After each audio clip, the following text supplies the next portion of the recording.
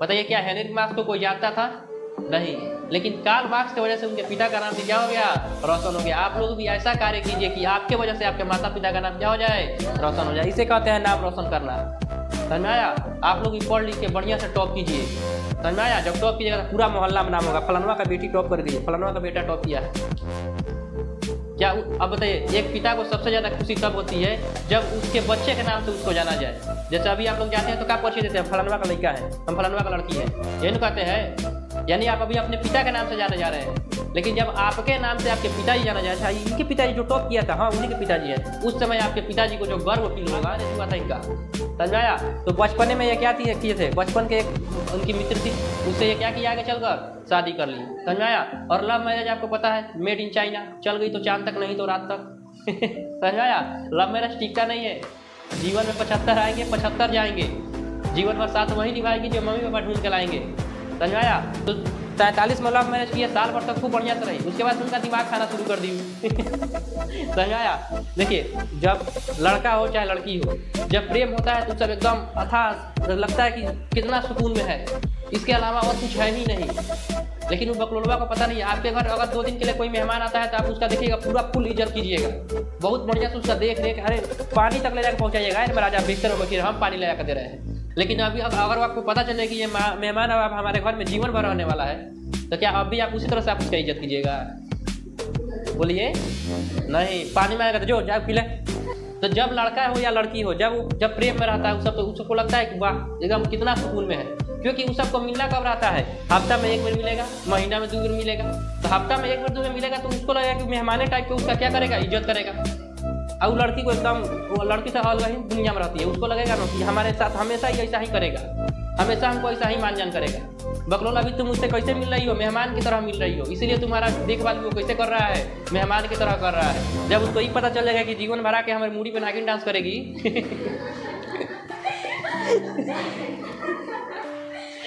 फिर वो तुम्हारे साथ क्या करने वाला है तुम सोच भी नहीं सकते। इतिहास कौन था?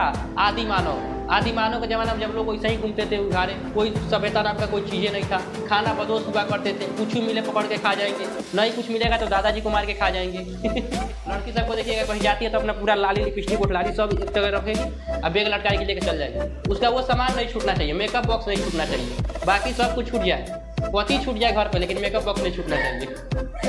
समझ में आया? जय हिंद।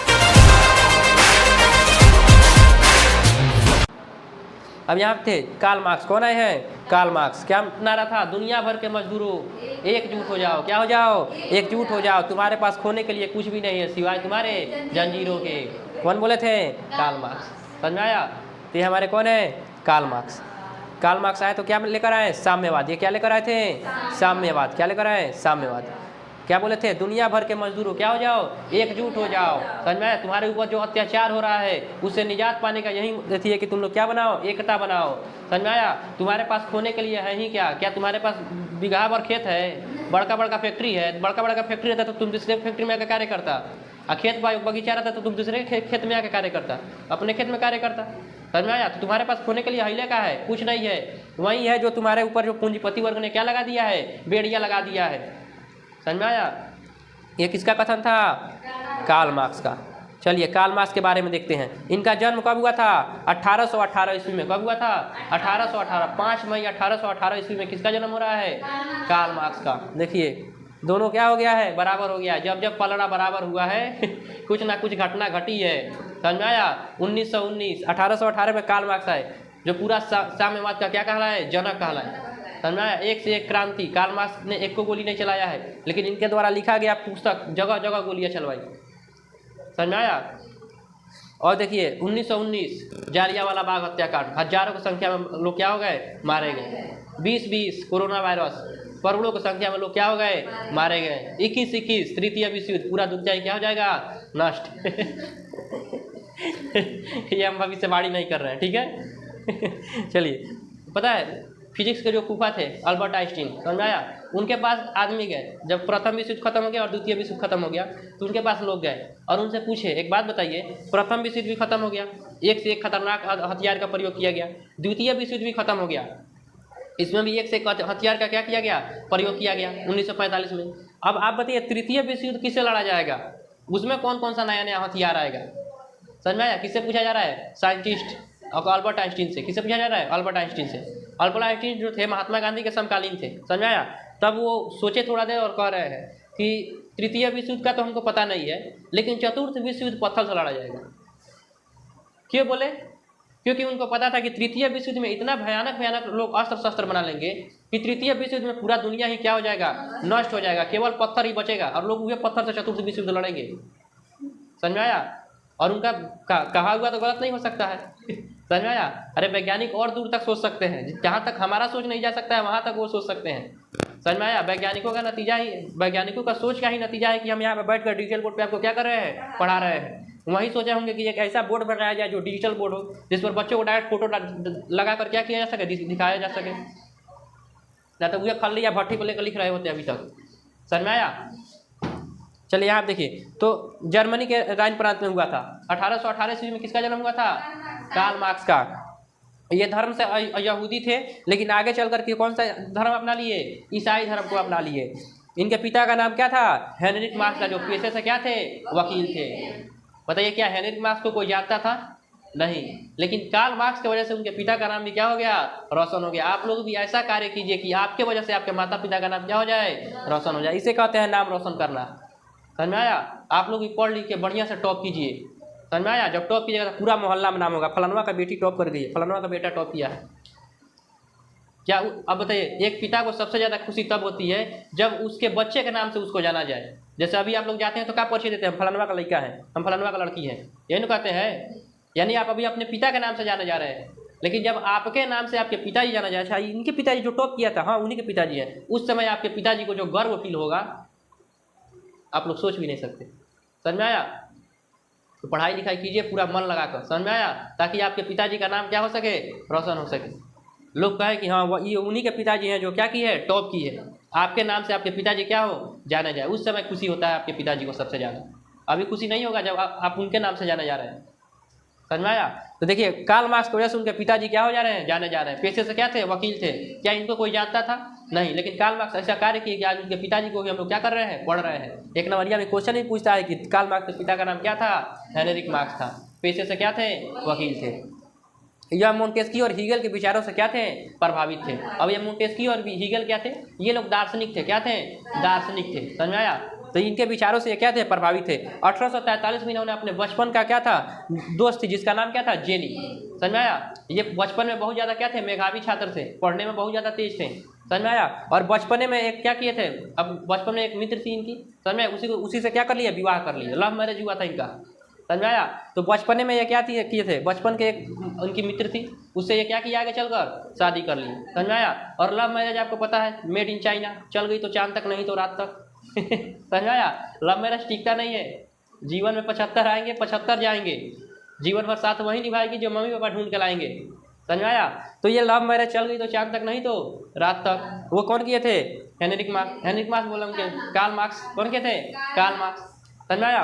तो अब देखिए कार्ल मार्क्स जब क्या किए? लव मैरिज, तो 43 में लव मैरिज किए, साल भर तक खूब बढ़िया से रही। उसके बाद उनका दिमाग खाना शुरू कर दी, समझ में आया?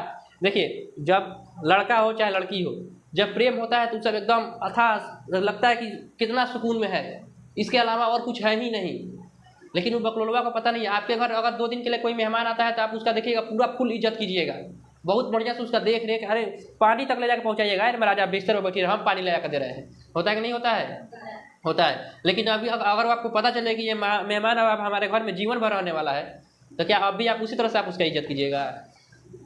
बोलिए नहीं। पानी मांगेगा तो जो जाओ पी ले, पानी मांग रहा है जाओ डाल के पी लो, समझ में? खाना मांगे जो निकाल के खा लो। अब वहीं जब मेहमान बन के आ जाता तो बाल खाना है महाराज आप बैठिए, हम खाना लेकर आ रहे हैं, पानी लेकर, पापड़ छलवा, तिलौरी छनवा, पूरा मेहमान नवाजी बढ़िया से होता है। तो जब लड़का हो या लड़की हो, जब प्रेम में रहता है उस सब, तो उसको लगता है कि वाह एकदम कितना सुकून में है। क्योंकि उस सबको मिलना कब रहता है? हफ्ता में 1 बार मिलेगा, महीना में 2 बार मिलेगा। तो हफ्ता में 1 बार 2 बार मिलेगा तो उसको लगेगा कि मेहमाने टाइप के उसका क्या करेगा? इज्जत करेगा। और लड़की को एकदम, वो लड़की से अलग ही दुनिया में रहती है, उसको लगेगा ना कि हमारे साथ हमेशा ही ऐसा ही करेगा, हमेशा हमको ऐसा ही मान जान करेगा। बकलोल अभी तुम मुझसे कैसे मिल रही हो? मेहमान की तरह मिल रही हो, इसीलिए तुम्हारा देखभाल भी वो कैसे कर रहा है? मेहमान की तरह कर रहा है। जब उसको ही पता चल जाएगा कि जीवन भर के हमारे मूडी पे नागिन डांस करेगी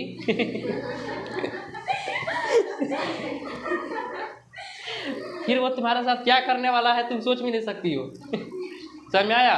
इसीलिए लव मैरिज के बाद से क्या हो जाता है, लव मैरिज अक्सर टूट जाते हैं, क्योंकि लव मैरिज में शादी से पहले वो ऐसा ऐसा सपना दिखाएगा, ये करेंगे वो करेंगे, यहाँ जाएंगे वहाँ जाएंगे, क्योंकि अभी वो क्या है, मेहमान है।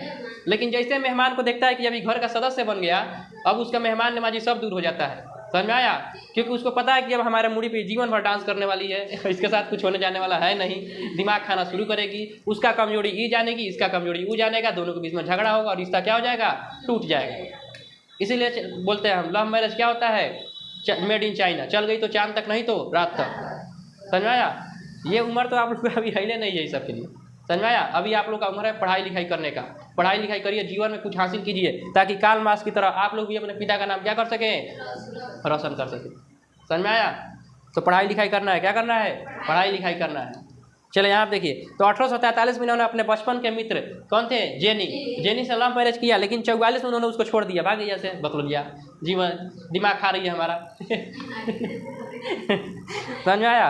तो 1844 में इन्होंने घर छोड़ दिया और अपने फ्रेंड के पास चले गए, जिसका नाम क्या था, फ्रेडरिक एंगल्स। क्या नाम था, फ्रेडरिक एंगल्स। अब 1848 में इन्होंने एक साम्यवादी घोषणा पत्र निकाला। क्या निकाला, साम्यवादी घोषणा पत्र निकाला, जिसे आधुनिक समाजवाद का क्या कहा जाता है, जनक कहा जाता है। जब ये घोषणा पत्र निकाल दिया 1848 में, तो इन्हें समाजवादी क्या कहा जाता है ना, समाजवाद का क्या कहने लगा, जनक। तो आधुनिक समाजवाद का जनक किसे कहा जाता है, कार्ल मार्क्स को कहा जाता है। कोई दिक्कत है कार्ल मार्क्स में? तो कार्ल मार्क्स का जीवनी पूछता है, सजाकर खूब बढ़िया लिख दीजिएगा। 1867 में इन्होंने क्या लिखा, किताब लिखा, कार्ल मार्क्स में ही अभी है। तो 1867 में कार्ल मार्क्स ने क्या निकाला, किताब निकाला, जिसका नाम था दास कैपिटल। क्या नाम था, दास कैपिटल। समझ में आया? ये दास कैपिटल इतना फेमस हुआ कि इसे साम्यवादियों का बाइबल कहा जाने लगा। बाइबल एक धार्मिक ग्रंथ होता है ईसाइयों का। समझ में आया? जैसे मुस्लिम में जाइएगा तो कुरान, हिंदू में आइएगा तो गीता, रामायण, ये हम लोग का क्या है, धार्मिक ग्रंथ है। उसी प्रकार बाइबल क्या है, ईसाई का जो धार्मिक ग्रंथ है वो क्या है, बाइबल। तो बाइबल मतलब धार्मिक ग्रंथ हो गया, बढ़िया ग्रंथ। समझ में आया? तो इसे दास कैपिटल का साम्यवादियों का क्या कहा जाने लगा, बाइबल। यानी जितने भी साम्यवादी है जो समाज के बारे में सोचते हैं, उनका बाइबल किसे माना जाता है, दास कैपिटल को। किसके द्वारा लिखा गया था, कार्ल मार्क्स के द्वारा। कब प्रकाशित किया गया, 1867 में। कोई दिक्कत? ये सब एक नंबर हम पूछता है क्वेश्चन। चलिए, दास कैपिटल को साम्यवादियों का है। कार्ल मार्क्स ने इतिहास को कितने भाग में बांट दिया, 5 भाग में बांट दिया। कितने भाग में बांटा था, 5 भागों में बांटा था। कौन कौन? पहला था आदिम युग। कौन था, आदिम। सबसे पहले आदिम साम्यवाद युग था। आदिम मतलब नहीं होता बाबा आदम के जमाना का, वही आदिम यानी आदि मानव के जमाना का। समझ आया? पहला इतिहास कौन था, आदि मानव। आदि मानव के जमाना में जब लोग वैसे ही घूमते थे उघारे, कोई सभ्यता नाम का कोई चीज़ें नहीं था, खाना बदोश हुआ करते थे, कुछ मिले पकड़ के खा जाएंगे, नहीं कुछ मिलेगा तो दादाजी को मार के खा जाएंगे। समझ आया? तो पहले के लोग क्या हुआ करते थे, खाना बदोश। खाना बदोश समझते हैं ना? अरे जैसे छोटका लड़का जो रहता है, छोटका लड़का देखिएगा साल भर तक वो खाना बदोश रहता है, उसको कोई मतलब नहीं है घर में मम्मी बीमार है, पापा जी बीमार है, पापा जी कहीं गए हैं कि नहीं है, घर में कोई है चाहे नहीं है, उसको भूख लगेगा, रोना शुरू कर देगा, लगेगा चिल्लाने, हमको हमारा दूध ला कर दो। समझ में आया? और उसको डांटिएगा तो और चिल्लाएगा। समझ में आया? तो वो क्या रहता है, खाना बदोश। खाना बदोश का मतलब जैसे 4 गो गाय है, क्या है, गाय नहीं, कुत्ता है। 4 को क्या है, कुत्ता है। और 4 को कुत्ता के आगे 4 को रोटी फेंकिएगा, चारों आपस में लड़ जाएगा, और जो जीतेगा वो 4 रोटी क्या कर लेगा, खा लेगा। लेकिन वही 4 को आदमी है और उसके बीच में अगर 4 को रोटी लिया कर रख रहा है तो क्या करेगा, समझ जाएगा कि ये कहाँ को आया है। समझ में आया? तो जिस तरह से अभी जानवर क्या है, खाना बदोश। उनको कोई मतलब नहीं है कि कोई सामान आया है तो हम लोग बांट कर खाना है कि अकेले खाना है, वो सब लड़ जाएगा आपस में और अकेले कौन ना कौन एगो कौन खाएगा। समझ में आया? उसी प्रकार आदमी पहले क्या था, खाना बदोश था। समझ में आया? खाद्य संग्रह करके रखता था, और कुछ नहीं मिलता था तो दादाजी को साथ लेकर जाता था। जैसे आप लोग देखिएगा, लड़की सबको देखिएगा कहीं जाती है तो अपना पूरा लाली लिपस्टिक उठलाली सब एक जगह रखेगी, अब बैग लटकाएगी लेकर चल जाएगी। उसका वो सामान नहीं छूटना चाहिए, मेकअप बॉक्स नहीं छूटना चाहिए, बाकी सब कुछ छूट जाए, पति छूट जाए घर पर, लेकिन मेकअप बॉक्स नहीं छूटना चाहिए। समझ में आया? तो उसी प्रकार देखिएगा पहले के लोग क्या होते थे, खाना बदोश। वो लोग जहाँ भी जाते थे खाना वगैरह लेकर जाते थे, और कुछ नहीं मिलता था तो दादाजी को लेकर, दादाजी नहीं छूटने चाहिए। कुछ मिलेगा ना मिलेगा इन्हीं को मार के खाया जाएगा। समझ में आया? तो पहले के लोग क्या थे, खाना बदोश। तो कार्ल मार्क्स बोल रहे हैं कि पहले का जो लोग थे वो कैसे थे, आदिम युग था। कैसा युग था, आदिम युग, यानी कि बहुत पुराना लोग थे, सभ्यता नाम का कोई चीज़ें नहीं था। समझ में आया? लोग वैसे ही घूमते थे। तो यहाँ आप देखिए, उसके बाद से आ गया दास्ता युग। क्या आ गया, दास्ता युग। और दास्ता युग के बाद से कौन सा आया?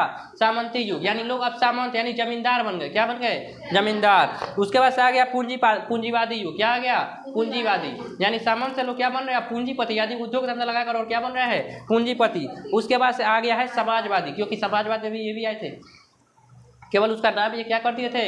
साम्यवाद कर दिए थे। समझाया? तो इसके बाद से कौन आया? समाजवादी युग। कौन सा युग आया? समाजवादी युग। और कार्ल मार्क्स ने साथ ही साथ ये भी बोला था कि हम एक छठा युग भी क्या होगा? आएगा, और इसको लेकर कौन आएंगे? मजदूर। और इसमें कौन सा युग होगा? वर्ग विहीन युग। कौन होगा? वर्ग विहीन युग। समझा? तो वर्ग विहीन युग भी आएगा, जिसे कार्ल मार्क्स ने क्या कहा था? छठा युग कहा था। और इसे मजदूर लोग लेकर आएंगे। कौन लेकर आएंगे? मजदूर लोग लेकर आएंगे। कोई दिक्कत है इसमें?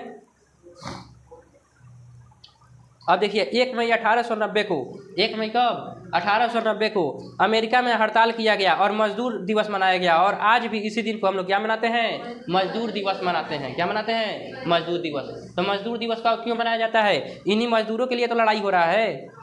कार्ल मार्क्स किसके लिए लड़ रहे हैं? मजदूरों के लिए लड़ रहे हैं। क्या बोले हैं? एक कार्ल मार्क्स ने बोला कि एक छठा युग भी आएगा जो वर्ग विहीन होगा, और जिसे कौन लेकर आएंगे?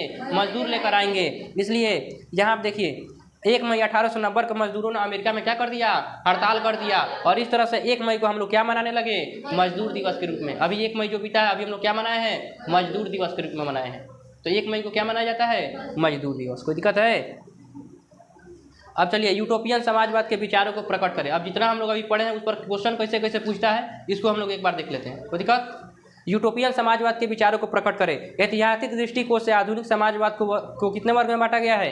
2 वर्ग में। कितने वर्ग में? 2 वर्ग में। मार्क्स के पहले का समाजवाद को ही क्या कहा जाता है? यूटोपियन समाजवाद कहा जाता है। और मार्क्स के बाद के क्या कहा जाता है? समाजवाद को वैज्ञानिक समाजवाद कहा जाता है। अधिकतम यूटोपियन जो थे, यूटोपियन मतलब समझते हैं ना, जो यानी पुराने जमाने के जो समाजवाद के लोग थे वो कैसे थे? फ्रांसीसी थे। कैसे थे? फ्रांसीसी। फ्रांसीसी मतलब वो फ्रांस के रहने वाले थे। कहाँ के रहने वाले थे? फ्रांस के रहने वाले थे। अब प्रमुख विचारक कौन थे उनके? पहला थे सेंट साइमन। कौन थे? Saint Simon. ये क्या है? यूटोपियन है, यानी फ्रांस के। समझ में आया?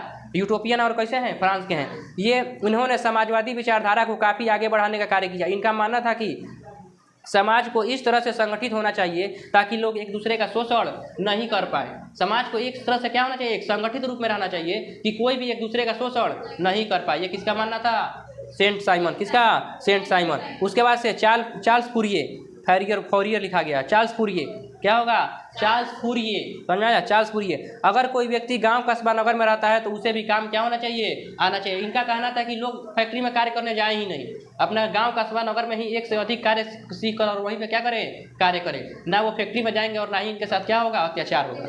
ये किसका मानना था? चार्ल्स फूरिये का। लुई बला का कहना था कि किसी प्रकार का आर्थिक सुधार से पहले राजनीतिक सुधार क्या है? आवश्यक है। आर्थिक सुधार का मतलब होता है कि अमीरों और गरीबों के बीच में जो भेदभाव है उसको मिटाकर सब किसी को आर्थिक रूप से क्या करना? समान करना। यानी इससे पहले आप राजनीतिक सुधार कीजिए। यानी कि जो राजनीति मतलब होता है कि कौन वर्चस्व दिखा रहा है। अभी हम लोग के ऊपर वर्चस्व किसका है? राजनेताओं का। समझ में आया? तो राजनीतिक अधिकार भी किसको मिलना चाहिए? जो गरीब लोग हैं, ताकि गरीब लोग जब आगे बढ़ेंगे तो वो गरीबी को पूरा जमीन से क्या हुए हैं? देखे हुए हैं, तो उनके लिए क्या करेंगे? अच्छे से कार्य करेंगे। तो इनका कहना था कि क्या होना चाहिए? आर्थिक सुधार से पहले कौन सा सुधार होना चाहिए? राजनीतिक सुधार होना चाहिए। कोई दिक्कत है इसमें? ये हो गया यूटोपियन समाजवाद और उनके क्या हो गए? प्रमुख विचारक। कोई दिक्कत है? अब मार्क्सवाद के आदर्श। मार्क्सवाद के क्या आदर्श थे? मार्क्सवाद का मुख्य उद्देश्य वर्गहीन समाज की क्या करना था? स्थापना करना था, तथा समाज में फैले बुराइयों को क्या करना था? मिटाना था या खत्म करना था। हम सभी समाज में, हर समाज में देखिएगा सभी प्रकार के संप्रदाय के क्या रहते हैं? लोग रहते हैं। उनके साथ किसी भी प्रकार का कोई भेदभाव नहीं किया जाना चाहिए। ये किसका कहना था? कार्ल मार्क्स का। तो कार्ल मार्क्स का आदर्श लिखा जाएगा। वो क्या चाहते थे? एक वर्ग विहीन समाज की स्थापना चाहते थे जिसमें किसी भी वर्ग के साथ कोई भेदभाव नहीं किया जाए। कोई दिक्कत? कार्ल मार्क्स की जीवनी। इनका जन्म 5 मार्च 1818 ईस्वी को हुआ था। इनका जो क्या था? जर्मनी के राइन प्रांत में, जर्मनी में ही एक क्या है? राज्य। प्रांत मतलब होता है राज्य। और वहीं पे एक जगह कौन सा है? राइन नामक राज्य में इनका क्या हुआ था? जन्म हुआ था। यहूदी परिवार में हुआ था। इनके पिता का नाम हेनरिक मास था, जो पेशे से क्या थे? वकील थे। इन्होंने 1824 में आगे चलकर क्या अपना लिया? ईसाई धर्म अपना लिया। किसने? Karl Marx. इनका प्रारंभिक शिक्षा वोन एवं बर्लिन विश्वविद्यालय में क्या हुआ था 1836 ईस्वी में हुआ। इसने यह बचपन में ही मेधावी छात्र थे। बचपन में मेधावी समझते हैं ना, तेज तरार, बहुत ही मतलब तेज तरार छात्र थे, समझ में आया। इन्होंने अर्थशास्त्र में गहन अध्ययन किया। ये किसमें अध्ययन कर रहे हैं, अर्थशास्त्र में गहन अध्ययन किया। 1843 में बचपन की मित्र जेनी से क्या कर लिया, विवाह कर लिया। लेकिन 44 में इन्होंने अपने फ्रेडरिक एंगल से क्या की, दोस्त बचपन, उनका फ्रेंड का नाम क्या था, फ्रेडरिक एंगल, उनसे मुलाकात की और इनके विचारों को प्रभावित होकर गरीबों की समस्या के लिए क्या किए, विचार किए। ये हो जाएगा कार्ल मार्क्स के बारे में। 5 नंबर में पूछता है, कार्ल मार्क्स का नारा लगाया कि दुनिया भर के मजदूरों क्या हो जाओ, एक हो जाओ। दुनिया भर के मजदूरों क्या हो जाओ, एक हो जाओ। ये क्या थे, पूंजीवाद के घोर विरोधी थे। और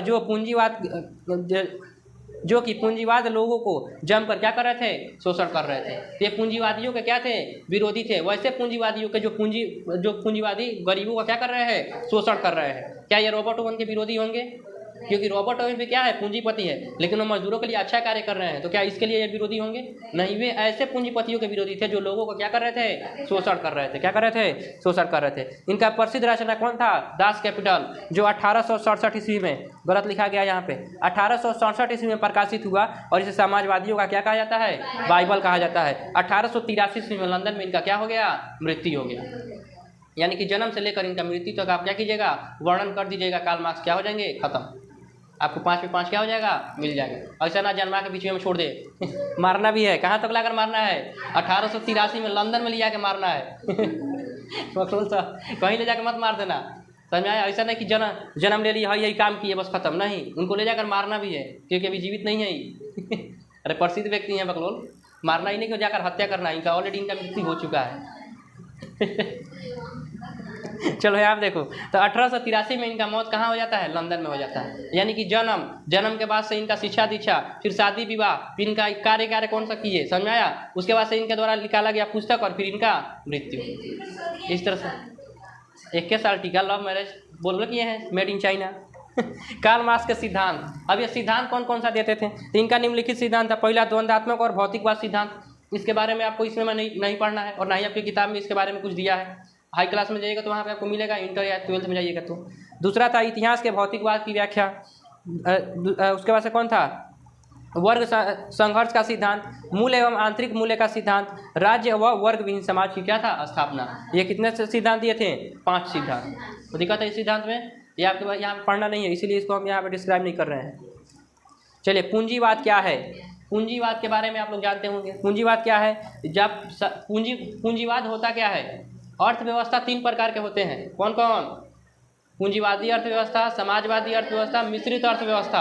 आपको अर्थव्यवस्था में पढ़ना है क्या होता है ये सब, जहां उत्पादन के सभी साधनों का अधिकार एक प्राइवेट व्यक्ति के हाथ में यानी पूंजीपति के हाथ में हो तो उसे हम लोग क्या कहेंगे, पूंजीवादी अर्थव्यवस्था।